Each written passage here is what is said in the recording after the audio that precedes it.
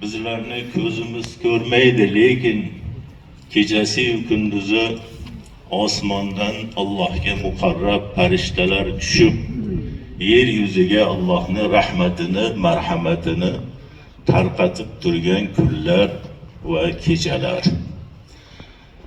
Endi Ramazonni ulug'ligini hozir qisqagina fursatda gapirib adosiga yetib bo'lmaydi. Buni eshitib kelyapsizlar.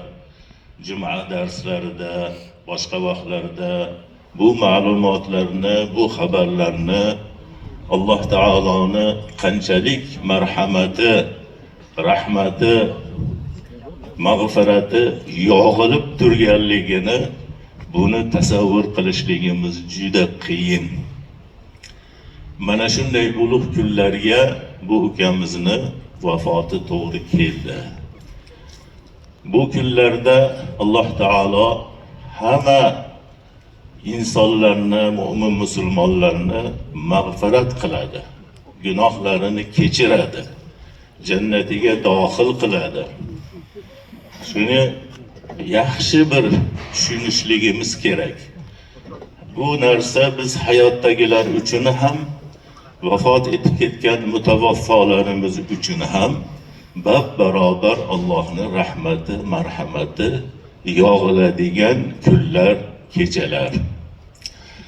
Bu marhumni dadalari ham, mana o'zlari ham, farzandlari ham mana shu jamoat, mana shu Qorasuv ahlini xizmatida, yaxshi bir muomalalarda, xush muomalada bo'lib kelgan ukalarimizdan.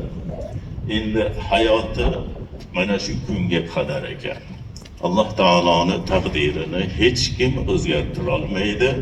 O'lchovlik umr poyoniga yetgandan keyin insonni hayotdan ko'z yumishligi bor. Lekin o'sha ko'z yumishlik soati, o'sha kunlar bugungidek ulug' kunlarga, ulug' soatlarga to'g'ri kelishligi kamdan kam bandalarga nasib qiladigan bir Allohning marhamati. Mana shunga erishgan ekan bu ukamiz. Umid qilamiz, duolar qilamiz. Alloh taolo bu bandasini mag'firat qiladi, gunohlarini kechiradi. Orqada qolgan farzandlarni hammalarini doim shu otalarini duolarida esdan chiqarmasdan tilovati Qur'onlar bilan, duolar bilan eslab boradilar deb umid qilamiz.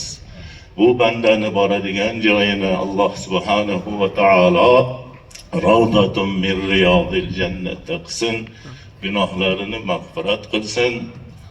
Orqada qolgan farzandlarga Alloh taolo uzoq umr, baxt va saodat, Alloh o'zi rozi bo'ladigan yo'llarda umr guzaronlik qilib borishlarini Alloh nasib etsin.